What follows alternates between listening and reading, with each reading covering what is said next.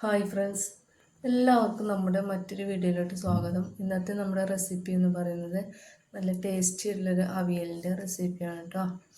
എല്ലാവർക്കും ട്രൈ ചെയ്യാൻ പറ്റിയ ഈസി ആയിട്ടുള്ള റെസിപ്പിയാണ്, അതുപോലെ തന്നെയാണ് നല്ല ടേസ്റ്റിയാണ്. അപ്പോൾ നമുക്ക് വേഗം റെസിപ്പിയിലോട്ട് പോകാം. അപ്പോൾ അതിനായിട്ട് ഞാനൊരു അല്പം കുഴിയുള്ളൊരു പാത്രം അടുപ്പത്ത് വെച്ച് കൊടുത്തിട്ടുണ്ട്. അതിലേക്ക് നമ്മൾ കുമ്പളമാണ് കേട്ടോ ആദ്യം ഇട്ട് കൊടുത്തിട്ടുള്ളത്. കുമ്പളങ്ങ അതാ ഈ ഒരു രൂപത്തിലാണ് കട്ട് ചെയ്തെടുക്കേണ്ടത്, നീളത്തിൽ. അതിനുശേഷം നമ്മൾ ചേർത്ത് കൊടുക്കാൻ പോകുന്നത് ഇത് നമ്മുടെ പൊട്ടാറ്റോ ആണ്. പൊട്ടാറ്റോ അതുപോലെ തന്നെയാണ് നീളത്തിലാണ് കട്ട് ചെയ്തെടുത്തിട്ടുള്ളത് കേട്ടോ. ഇനി അടുത്തായിട്ട് നമ്മൾ ചേർത്ത് കൊടുക്കാൻ പോകുന്നത് പച്ചക്കായാണ്, പച്ച നേന്ത്രക്കായ കേട്ടോ. അതും ചേർത്ത് കൊടുത്തിട്ടുണ്ട്. നമുക്ക് അടുത്തായിട്ട് ചേർത്ത് കൊടുക്കാൻ പോകുന്ന പയറാണ്. ഞാൻ ഇവിടെ അമരപ്പയറാണ് ചേർത്ത് കൊടുത്തത്. ലോങ് പയറും ചേർത്ത് കൊടുക്കുക കേട്ടോ. ഇത് അല്പം മുരിങ്ങാക്കായാണ്, അതും കൂടെ ചേർത്ത് കൊടുത്തിട്ടുണ്ട്. ബീട്രൂട്ട്, മത്തങ്ങ, അതുപോലെ തന്നെ വഴുതനങ്ങ അതൊന്നും ചേർത്ത് കൊടുക്കരുത് കേട്ടോ.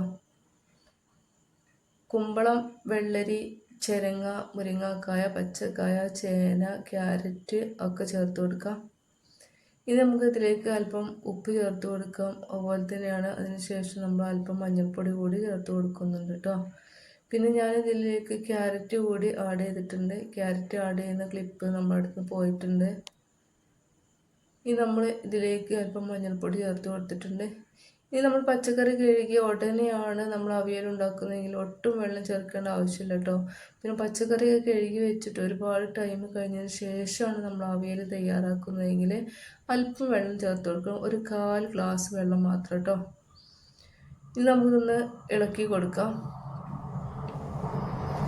ഞാനിപ്പോൾ ഇതിലേക്ക് ഒട്ടും വെള്ളം ചേർക്കാതെയാണ് കേട്ടോ അവിയൽ വേവിച്ചെടുക്കാൻ പോവുകയാണ്.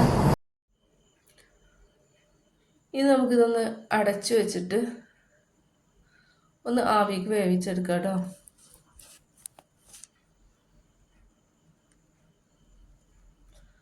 ഒന്ന് ഇളക്കി യോജിപ്പിച്ചതിന് ശേഷം നമുക്കൊന്ന് ആവി കയറ്റിയെടുക്കാം. വെള്ളം ഒട്ടും ചേർത്ത് കൊടുക്കുന്നില്ല കേട്ടോ. നമ്മൾ ഇത് ആവി കയറുമ്പോൾ തന്നെ അതിൽ നിന്ന് കുറേശ്ശെ വെള്ളമൊക്കെ വരും.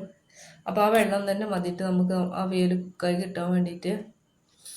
ആ സമയം കൊണ്ട് നമുക്ക് ഇതൊന്ന് തയ്യാറാക്കാം. അരപ്പ് ഇവിടെ ഞാൻ 1 കപ്പ് തേങ്ങയും 1 ടേബിൾ സ്പൂണ് നല്ല ജീരകം, ചെറിയ ജീരകവും 2 എരിവുള്ള പച്ചമുളകും അതുപോലെ തന്നെ 4 ചെറിയ ഉള്ളിയും എടുത്തിട്ടുണ്ട്.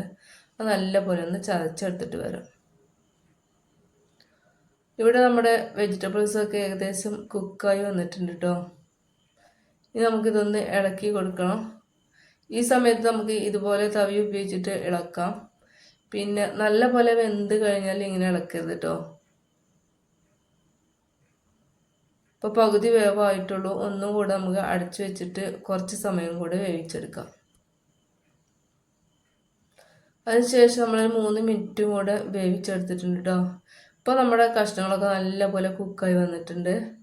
ഇനി സമയത്ത് നമ്മൾ തവി ഉപയോഗിച്ചിട്ട് ഇളക്കരുത്, ഇതുപോലെ കൊട്ടി കൊടുക്കുക കേട്ടോ. ഇനി നമുക്കിതിലേക്ക് നമ്മൾ അരച്ച് വെച്ചിട്ട് നമ്മുടെ അരപ്പ് ചേർത്ത് കൊടുക്കാം. അരപ്പ് ഞാൻ പറഞ്ഞല്ലോ, ഒരുപാട് വെള്ളം ചേർത്തിട്ട് അരയ്ക്കരുത്. വെള്ളം ചേർക്കാതെ ഒന്ന് അരച്ചെടുക്കുക കേട്ടോ. ഇതുപോലെ നല്ല പോലെ അരച്ചിട്ടില്ല, എന്നാലും 3/4% അരച്ചെടുത്തിട്ടുണ്ട് കേട്ടോ. ഇനി ഈ അരപ്പും കൂടെ ഇട്ട് കൊടുത്തതിന് ശേഷം നമുക്ക് പാത്രം കൊണ്ട് തന്നെ നല്ല പോലെ ഒന്ന് ഇളക്കി കൊടുക്കട്ടോ. ഇതുപോലെ ഒന്ന് കൊട്ടി കൊടുക്കാം. അതിനുശേഷം നമ്മൾ അടച്ചു വെച്ചിട്ട് ഒന്ന് വേവിച്ചെടുക്കണേ. നമ്മൾ അരപ്പ് 2 മിനിറ്റ് ഒന്ന് വേവിച്ചെടുക്കുക കേട്ടോ അടച്ചു വെച്ചതിന് ശേഷം.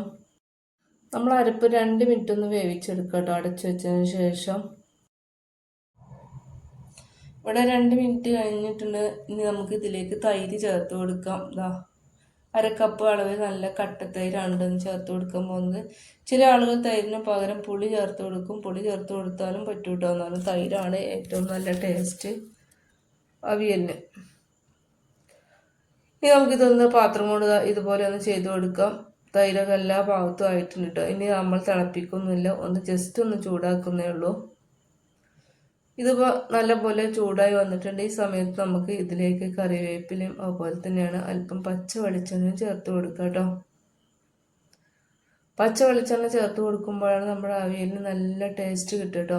ഇനി ഇങ്ങനെ വേവിച്ചതിന് ശേഷം പിറ്റേ ദിവസം ഉപയോഗിക്കുമ്പോഴാണ് അവിയലിൻ്റെ ഒറിജിനൽ ടേസ്റ്റ് കിട്ടുക. ഇനി നമുക്കിതിലേക്ക് അല്പം വെളിച്ചെണ്ണ കൂടി ചേർത്ത് കൊടുക്കാം. അപ്പോൾ നമ്മുടെ ഈസി ആയിട്ടുള്ള നമ്മുടെ അവിയൽ റെസിപ്പിയാണിത്. അപ്പോൾ നമ്മുടെ വീഡിയോ ഇഷ്ടപ്പെട്ടിട്ടുണ്ടെങ്കിൽ ചാനലൊന്ന് സബ്സ്ക്രൈബ് ചെയ്ത് സപ്പോർട്ട് ചെയ്യാൻ മറക്കരുത്. അപ്പോൾ തന്നെയാണ് നമ്മുടെ വീഡിയോ ലൈക്ക് ചെയ്യാനും കൂടെ മറക്കരുത്. അടുത്ത നല്ലൊരു റെസിപ്പിയുമായിട്ട് വീണ്ടും കാണാം. ബായ്.